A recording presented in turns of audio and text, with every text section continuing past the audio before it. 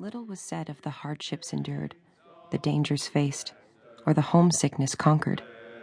It was a cheerful, hopeful letter, full of lively descriptions of camp life, marches, and military news. We have logs all around our simple tents now, and have built a chimney and have a fire to keep us warm. So you see, we are living in a proper wood cabin. The fire inside keeps us warm and snug and makes me think of you all at home. All our food is still cooked outside on a great fire, and we wrap up and eat our meals by the roaring flames. You girls would love it, especially you, Jo.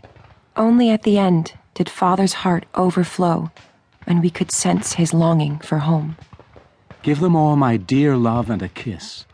Tell them I think of them by day, pray for them by night, and find my best comfort in their affection at all times. I know they will be loving children to you, do their duty faithfully, and conquer themselves so beautifully that when I come back to them, I may be fonder and prouder than ever of my little women. I think it was so splendid of Father to go as a chaplain when he was too old to be drafted and not strong enough for a soldier. It must be very disagreeable to sleep in a tent and eat all sorts of bad-tasting things and drink out of a tin mug. When will Father come home, Marmee? Not for many months, my dear. He will stay and do his work faithfully as long as he can, and we won't ask for him back a minute sooner than he can be spared. Now, let's be happy for Father's sake. You will sleep well tonight, and in the morning, check under your pillows, for there may be a little surprise for you. I was the first to wake in the gray dawn of Christmas morning. Although there was no stocking crammed full of goodies, I slipped my hand under my pillow and drew out a little crimson-covered book. Marmee had given us each our own little copy of Pilgrim's Progress to read and learn from and treasure. Marmee stood waiting for us at the bottom of the stairs with Hannah, our loyal housekeeper who had been with us forever. And Merry Christmas, Hannah. Oh, Merry Christmas, little Meg. I can still remember your very first one. Hannah, this breakfast looks delicious. Let's eat then. I'm half starved. Now, girls, before we sit, I want to say a word. Not far from here is a poor woman with a little newborn baby who is sick. Her other children are huddled in one bed to keep from freezing, for they have no fire and they have nothing to eat. Oh, that's awful. The oldest just came by to tell me they were suffering hunger and cold. My girls, will you give them your breakfast as a Christmas present? Gladly, Marmee. We'll do it. I'll cover the buckwheat so they stay nice and warm. I shall take the cream and the muffins. Jo, help me pile all this bread up onto one plate. I thought you'd do it.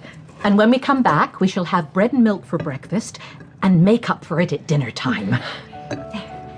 We piled up the plates full of food and followed Marmee out into the cold morning. Ours were the first footsteps on the crisp, fresh snow, with Hannah bringing up the rear, her strong arms full of firewood. Merry Christmas, Mrs. Hummel. Mein Gott, it's good angels come to us. We'll soon have this little place warmed up. I have some sweet tea for you and gruel. This will make you feel better. Here. Mein Kinder, children. We have food for your children, but you need to eat too. Come then, come little ones. Warm yourselves and eat. Oh, danke.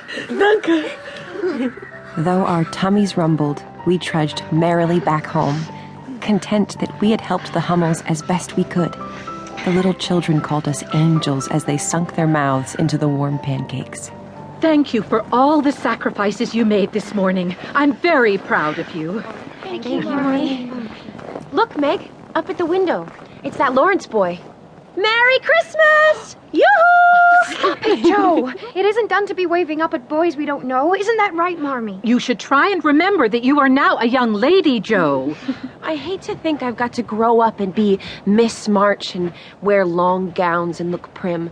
I long to be a boy and play boys' games. Poor Jo.